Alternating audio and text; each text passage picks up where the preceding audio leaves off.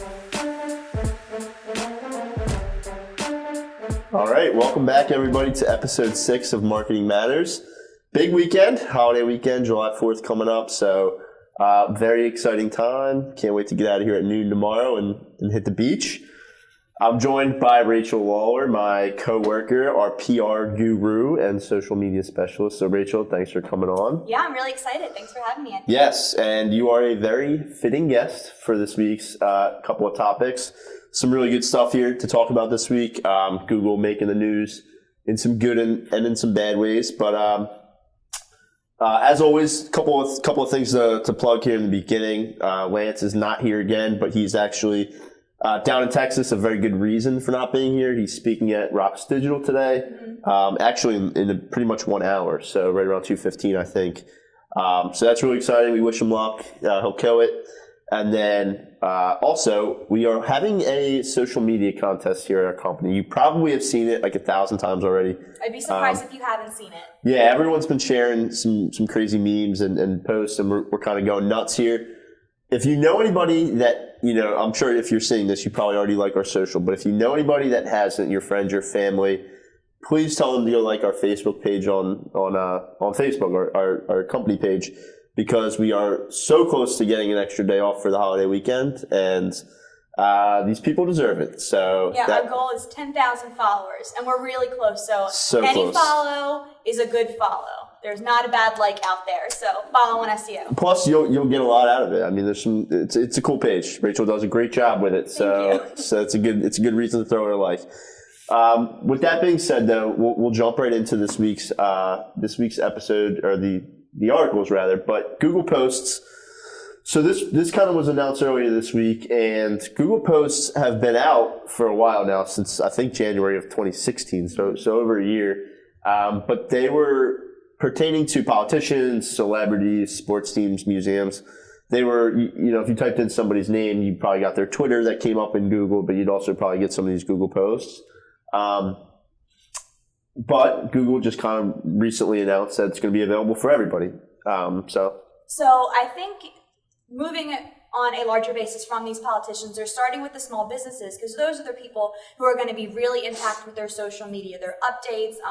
A lot of these companies are using Google Posts for things like events and sales they're having. So it's another way to promote their items, catch someone's eye from a more creative standpoint rather than just that knowledge panel. I think eventually when Google Posts become bigger for, those medium-sized businesses all the way up to these bigger brands, it's going to be a requirement as your knowledge panel. Like, you'll have to update your Google Posts, keep it, constantly updated every so often, so that your knowledge panel is updated, and then your search comes up. That's an interesting theory. And I think, so also to clarify, these are posts that show up in the search results, but also on the maps side of things, like over right by your profile. You can have text in there, pictures, GIFs, whatever you really want, a video. You can also have call to actions, like some of the ones here have buy or learn more. People use it to get people to sign up for newsletters, things like that. But I think, like you kind of mentioned, it's just another opportunity to take up more real estate on that search results page. I mean, that's the reason why people do SEO and they do paid together, because they want to come up for both. And that's the same reason why everyone populates their Google My Business. So when someone types in your brand, you're coming up here, you're coming up there. It's just another opportunity to throw in more real estate, that would eventually drive people back to your website. From a social standpoint, I also think this is Google trying to save itself from Google+. Right. As users, you know that Google Plus is one of the least popular social media channels. So I think this is Google's way of trying to get back into the social market, keep itself updated, and try to, begin competing again with these other social channels. Yeah, Google Plus has always been sort of that ugly stepchild of Google that they refuse to kill. Like, they just want to keep it alive. Almost like the unspoken necessity. You have to have it, and you have to keep it updated for your knowledge panel to be updated and your Google My Business to be updated. So I think this is kind of like what you said. It's almost to not necessarily revitalize Google Plus, but it's a way for Google to have businesses be able to present important information to customers in a timely manner. So you'll see people, some of the options are daily specials or promoting an event or, just different types of promotions and discounts that are out there, new products, new locations, whatever it might be. So it's definitely something, like you mentioned, it's going to be something that people should definitely take advantage of, and continuously. So as you update, just as you post on social media, you should be thinking to make these Google posts as well. Absolutely. So it's really cool that this is available to everybody. There was been a lot of chatter because in the beginning, like I said, it was available to politicians and sports figures and things like that. Then it was also made available to a very, very limited number of small businesses. And after this full rollout, it'll be available to everybody. So definitely something to consider, and it's super easy to take advantage of, and it's definitely recommended. Moving to another story with Google in a not so positive light. Google was slapped this week with an antitrust fine from the EU, totaling $2.7 billion, which is a lot of money. It's pretty much record breaking.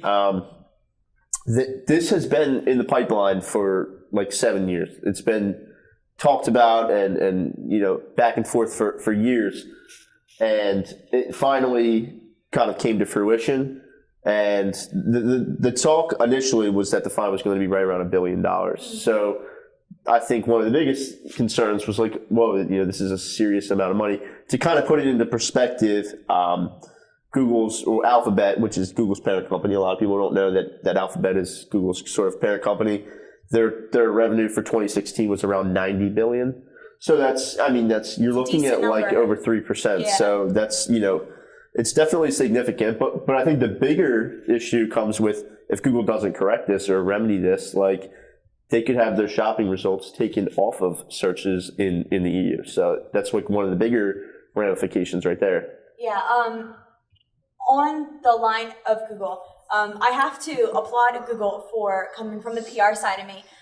Their response. They responded immediately. There was no waiting, and they went up against these organizations who are calling them wrong and saying, no, this isn't incorrect. This is how we do it, and this is why. And then again, put out a call to action saying, we'll see you in court. Investigate, come back, and then we'll talk. So from a PR standpoint, they saved themselves really well, and then they're going to provide, I guess the data to back up and the reasoning why. On the other side of things, not the PR, more on, the search and social side, I'm trying to understand how all of these organizations are going to challenge one of the biggest leading search engines on how to change up their search.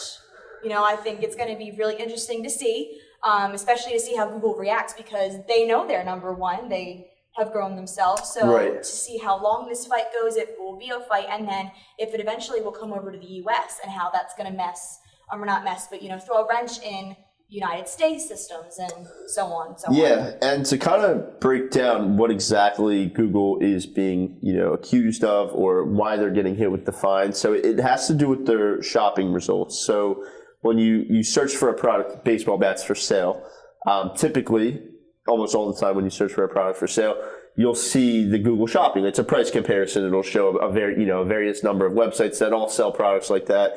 Right at the top, they're in the little squares, and it says sponsored. It's a paid, feature for Google, and companies have the opportunity to participate in Google Shopping, and apply money to it.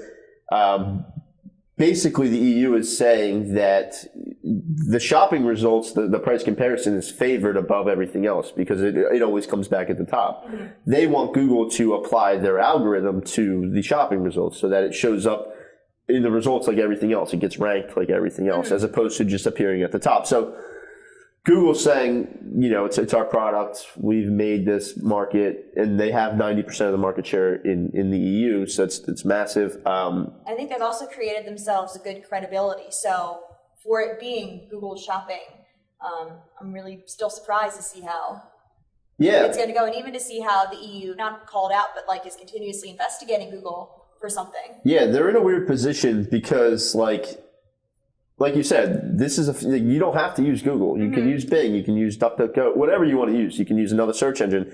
It doesn't really matter. Yeah, DuckDuckGo. It doesn't matter. But basically, the EU is saying that Google took its position in search, its dominance in search, and is now trying to take over other marketplaces, by leveraging it's like, already its dominance. So they're saying it's unfair. They want Google to kind of remove, apply the same algorithm to the shopping.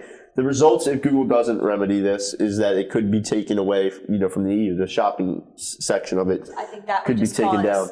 That would even cause a bigger mess or throw a bigger wrench into the system that they're taking away one of Google's biggest, I don't even want to say moneymakers, but biggest extensions is that Google Shopping that I know clients here use. Right. The social team uses it a lot, so very interesting to see.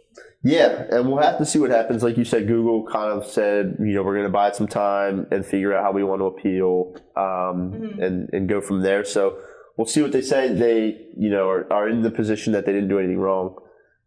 So we'll have to see how it plays out because it will be interesting, like you said, to see if this kind of branches out elsewhere as well. Absolutely. But this is definitely not the first time, this has come up because it's been a really long drawn out process, but definitely have to keep an eye on it. So kind of shifting gears a little bit to another giant in the industry, Facebook. The numbers just came out this month that Facebook officially has over 2 billion monthly users. So not a huge shock that Absolutely Facebook not. is so big. Nope. By far they're the biggest social media platform out there. The second being YouTube at 1.5 billion monthly users. So not a huge shock, but if you look at the progression, I mean, there really is no slowing down with how Facebook is growing. It's pretty interesting to see. No, and I think you can see Facebook is constantly making this effort to grow, with the live video and then your Facebook ads being put on your Instagram feed and then to the Facebook jobs that you guys talked about last week. Facebook is not stopping, and I really don't foresee them stopping in the future. The events areas are growing, and I think Facebook is also trying to become more professional. There's a lot to do with Facebook for Business, ads, Facebook shopping, and everything like that. So I think Facebook is going to use the popularity to their advantage and then reign supreme as the #1 social media outlet. Yeah, it's really crazy to think about where they've come from. They initially started as almost like a hot or not type app, back at Harvard. And it's really crazy to think now they have the marketplace and they have the opportunity to post jobs and it's really, really insane. And I still have my theory that they're going to branch out and open up a sort of a Tinder style matchmaking section. I think that would be perfect for the app because they have all this data on people. Why not try to use it? Why wouldn't you? But I mean, if they know where we all live, like it would make perfect. These Tinder apps, they do connect to your Facebook. So it'll be interesting to. Exactly. So Facebook should just keep it in house. Yeah, I mean, even to something as minimal as like targeting your ad base, like they can get everything from your age, demographic, when you graduated, if you're married or not. So I applaud Facebook actually for using every new thing they put into it to its advantage and succeeding. Live video, I didn't know how that was going to go, and live video took off. Right now. And now, you can go live on Instagram and it tells you when people are going live, and Facebook's going to be big. Yeah. Especially for business too, not even just personal use. And what's interesting is like a lot of what people say the reason Facebook grew was because it kind of took advantage of like the developing world. Like the developing world is the reason why Facebook is so big. When you look at Snapchat, you think like LA, you think New York, Chicago, like you just think they targeted teens, like cool kids. Like that's basically what they didn't care about trying to grow it. All the cool kids be using Snapchat. Exactly. They didn't try to like grow it elsewhere and make it this global sensation. But they now are, but in the beginning that wasn't their game. Facebook said, we want this to be everywhere. So Facebook optimized its app to be able to work on low quality phones, to be able to work on low quality Android phones or whatever, some Team iPhone. It targeted and optimized its app to work on low broadband connections where it doesn't need a crazy internet connection to work. So like Facebook is widely available all over the world. So it's really interesting. And that's the reason why they're growing so much, I personally think. And it's crazy. And like you mentioned, they have this community now of 2 billion monthly active users. They almost have a responsibility now as well because any little change they make to the policy or to the way they do things or the way they use their data, like it can have such a big ripple effect now because there's just so many people that are tied to this app now. And I mean, it's such a staple. when they change a policy and people are like, share this post if you don't want your privacy to change. So I think most of that is just like fake news, which is a great segue. Scam. But yeah, definitely. I think Facebook is trying to become not also the leading social channel, but also a leading news channel. All of the news stations that I follow, they post everything live. If you're looking at your feed, all the way down that right-hand side is like trending topics, when people, big things happen. So interesting them trying to keep up with the market. And clearly it's working. And they're really trying to tackle so I think in the beginning it was like, first goal was to tackle the competition. Mm-hmm. Let's dominate Twitter. Let's dominate Instagram. They own Instagram, but let's dominate whatever we can in the social media world. Now that they've done that and they're the biggest and the baddest or whatever, I think they're sort of shifting to our next challenge is to tackle all the negativity. Let's bring people together in a better way. Mm-hmm. So you see how they're facing a lot of issues with suicides or murders or whatever on Facebook Live, all of the fake news. They feel that their actual app played a huge role in this past election. I think definitely. Whether it was the fake news or whatever, they seriously think that they need to correct that. So they're sort of, definitely shifting to where they're not so much worried about, of course they want to grow, but they're not so much worried about the beginning where it's let's get this feature that they have, let's get this feature that this other social media has. It's now we have a responsibility to bring people together, and this is a community, we want to connect the world. But you see how much they're trying to go out and change, to tackle all of this negative stuff that goes on, because it's really, it's sad when you see the murders or whatever that take place on Facebook Live and all that. So it's definitely a real concern and something that, we probably never thought 15 years ago we'd have to worry about in 2017. But it's something to think about. So, and to kind of put it into perspective as well, Facebook owns 4 of the 6 biggest social media apps out there. So when you look at Facebook being the number one at 2 billion, right after that is YouTube at 1.5 billion. Now you have WhatsApp and Facebook Messenger, both owned by Facebook, obviously, and that's 1.2 billion. And then you have Instagram at 700 million. So 4 of the 6 are Facebook products. It's really, really absurd to think about. And everyone talks about Twitter and how they're just not growing and blah, blah, blah, blah. But Facebook just seems to have no issues at all, and I think it's because they do so much more, and they're trying to do so much more. So you have to think that these also popular social channels like Twitter and Snapchat, that they're watching Facebook grow, and then will take after what they're doing. Twitter does Periscope, and it was really big when it first came out, but that's Twitter trying to compete with Facebook Live, and obviously Facebook Live has skyrocketed to something more immense than we ever thought. But if I was a competing social channel, I would be tracking what they're doing, trying to get all the updates, experimenting myself with every aspect of business, paid, shopping, anything, to be able to see how I can then, be that competing factor, being that competing channel in the social network. Yeah. And I think you kind of hit the nail on the head. Facebook, I think whether it's a business or personal account, if you don't have a Facebook, there's businesses that just have a Facebook account. They don't even have a website. They just have a Facebook page, and they do business that way. It's obviously that's not necessarily recommended, but it happens. And Facebook definitely is growing, and like you mentioned, live is going to continue to rise. Video in general is going to continue to rise. Mm-hmm. So it'll be really cool to see how Facebook shifts. What I personally think their responsibility now, and what features and sort of changes they're going to make to try to make Facebook a better place. Absolutely. But also just to kind of see how they continue to grow, because it's definitely something that we'll be watching for. Mm-hmm. Definitely. And then kind of shifting a little bit as well to Oath, and I know we've actually talked about Oath probably 2 or 3 out of the last 4 or 5 episodes, because they've been really coming up a lot. As a little refresher, we've had Verizon buy Yahoo that officially closed a couple of weeks ago. So now all these crazy things that fall under Verizon are, you have AOL, you've got the Huffington Post, TechCrunch, Yahoo Sports, Yahoo Finance. It's just a ton of these media companies, and basically, Oath was in the news this week because there was talks that they were reaching out to T-Mobile and Sprint and some of these other big companies to try to either partner with them or to, you know, sort of like work out this little agreement where that they can kind of work together to go after the Googles and the Facebooks of the world.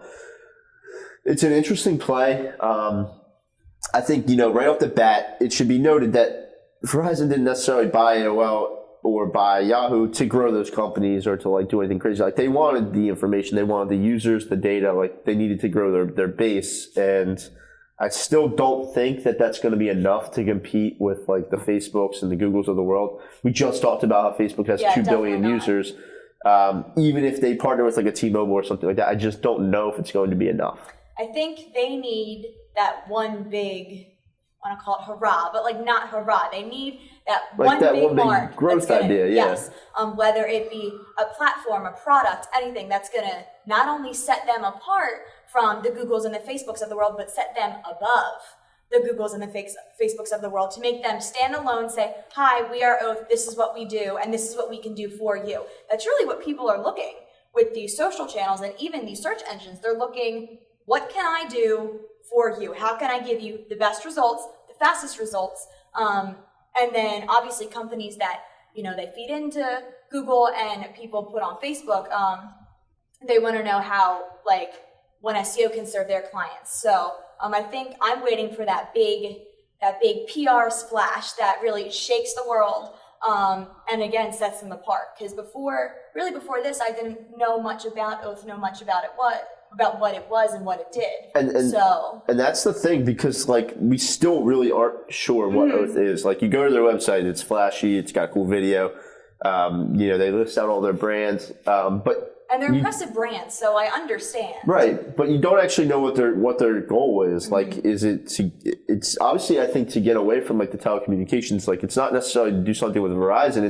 It's more like the advertising, the digital space. Like they just want to reach their users. Right, they want to have people come and big brands to advertise through them or whatever it might be, and like you said, utilize this user base. But they're kind of seriously handcuffed as well, because like you look at it, so they reached out to T-Mobile, they reached out to Sprint, and some international companies as well.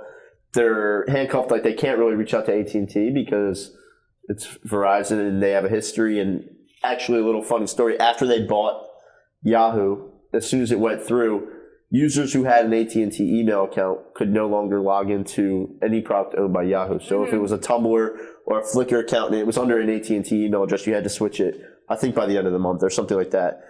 So you can tell that they're sort of severing that, you know, any ties of them working together. But I'm just interested to see what Oath even really becomes. Yeah. When I think of Oath, I think of like what Charter is to Spectrum or what Xfinity is to Comcast. Like it's sort of like another brand. You can Google Xfinity and know like what it is, even though it's Comcast thing. Like I think that's what they're trying to do with Oath. Like you can Google Oath one day and, you know, it's its own entity almost. So it'll be cool to see. And when you look at their website, like they put a lot of things into perspective that you don't actually realize. So like you look at Huffington Post, I think they claim that that's the #1 shared site on Facebook. You look at Yahoo Finance, they say that's the #1 finance site in the world. Yahoo Sports is the #1 sports website in the world. So like they have these like legitimate entities. So and they do have users. Like yeah, so of course I think that's how Oath is trying to get the consumer, is to say like, hey, look at all these shiny fun things we have, like come to us. But again, you really don't know what that user experience is going to be because you don't know what the end goal is. So I think they just need to make that splash to say, hey, this is us and this is what we're doing. Yeah, absolutely. And, you know, it's nothing too major here, but it's something that, you know, something to watch. Because they could potentially become a huge player in the space. And, and if, you know, it's a space that we do work in, and we are definitely going to want to keep an eye on it. So that's kind of what happened with Oath this last week, and we'll have to pay more attention to it as it continues to develop. But lastly, shifting gears back to Google, this was just sort of an interesting story that came out this week. It was spotted by, I'm not sure who spotted it, but I believe there was a post that was run on the SEMpost.com where they showed that Google, you know, somebody saw a test where Google was running and basically giving you the option to take, when you're on your phone and you're on a non-mobile friendly website, to hit a button and it would actually convert the page into a mobile friendly page. This is really interesting. I think it comes at a really interesting time as well. I don't personally, right off the bat, when I saw this, I basically said to everybody, I don't think it's a solution. I don't think Google is trying to give you the option necessarily to keep your site non-mobile friendly and be able to like have users switch over to a user-friendly site. I think that Google still very much wants everyone to convert to a responsive website and make it mobile friendly, especially with the mobile first index rolling out. There's no doubt in my mind that Google wants you to have a responsive website. I personally think it's just what it sounds like. It's a test. I think they're just trying to see if their technology has the ability to be able to convert a page into a mobile friendly page. And when you look at it, it kind of reminds me of AMP, right? It strips away like all the fancy stuff and just makes it readable. Like it blows up the text, it focuses on the text, and kind of everything else can kind of fall by the wayside. So it's not like it does anything crazy. If you're a web designer, you obviously want to make it look a lot better than what Google's technology is doing. But still, it was kind of an interesting test to see come about. Yeah, I also think that this is Google kind of holding the hands of these businesses and these companies who don't do mobile first or who think about mobile secondhand instead of first, saying, hey, this is like what needs to be done. This is why it needs to be done. You should do it. So maybe a segue into, the smaller companies that don't really understand why they need mobile first or, things like that. But for the end user, if you're looking at it for informational results, then yes, this mobile-friendly view is going to be exactly what you're looking for. But if you're going for that user experience, you're right. A web developer is not going to want their hard-worked, their really expensive website to look like that. So I agree full hand completely that this is just purely a test, and I don't really foresee much coming from this. Yeah, and that's a good point too, though, when you said like smaller business who might not really know what to do. For them to get this option and to see like, well, this is what my website could look like, or, it is a lot easier to read when it's like this, maybe I do need to make my website mobile friendly. So, who knows what Google's really end game is. This has been tested before, I heard, and, somebody spotted it again like last week. So, cool to see, but certainly no solution. It's not going to do a great job in making your site look, super responsive or mobile friendly. 100% if your site's not mobile friendly in 2017, it needs to be. Mobile searches surpass desktop searches. It's no secret that everyone's searching on their phones. So definitely going to be something where you have to make the switch. Absolutely. And I wouldn't buy too much into the test. Before we kind of wrap things up, Rachel, it's been real. Yeah, it's been a pleasure. There was a quick question that came in back to Facebook really quickly. Talking about if we think there's sort of other avenues where Facebook's going to continue to grow and develop, certain spaces like virtual reality, augmented reality, different things like that. You have to think definitely. Facebook is keeping up with everything that I guess the interwebs are throwing at them. So I think Mark Zuckerberg and his team are really going to come up with something creative to utilize all of these aspects and all of these constant changes. Yeah, they sort of already have their hands in the virtual reality world already with some headsets, and they also, when you look at like Instagram, even simple things like the filters and the stickers, like that's all playing right hand in hand with augmented reality. So I certainly think that there'll be a player, a major player, absolutely, in the VR AR world, like as we move forward. Personally, like some things I'd like to see Facebook do a little bit differently or advance a little bit more on is the search engine side of the website. Like they see themselves as a search engine. Now they have like less than 1% of all searches globally, of course, because of things like Google and YouTube and Amazon. But I'd like to see, like, I'm sure the majority of searches on Facebook are still for people or for groups. Like I'd like to see them grow the search engine side. Whether you're looking to buy something on Facebook and you want to know who's selling it in the area, like if you're searching for a product on Facebook, I'd definitely like to see like the AI side of things grow on Facebook, maybe show you products that you might be interested in your area, or just grow like that search engine vibe side of it. But that could be an avenue that they could definitely still improve on. So. Absolutely. And then really from, I guess, the public relations social side of things, the fact that they're bringing up all of this positivity is really going to make a huge change. Not only is this good PR for Facebook, I think they're just trying to, I guess, set themselves apart in this positive light. And then, improve on all the things that you were talking about. So yeah, absolutely. So good I question. won't be surprised if anything else comes from Facebook. No. They're just shooting all the way up. They're like Google. They'll have self-driving cars before we know it. But anyway. Can you imagine driving a Facebook car? Facebook car? Anyway, Rachel, it's been great. We'll have to have you back. This has been fun. This was episode 6 of Marketing Matters. Everyone, have a great 4th of July. Enjoy your long weekend. Like One SEO on Facebook. Go like One SEO on Facebook. So we can have an extended weekend. Get us those 10,000 likes. Please. Thank you guys. We'll see you guys next week.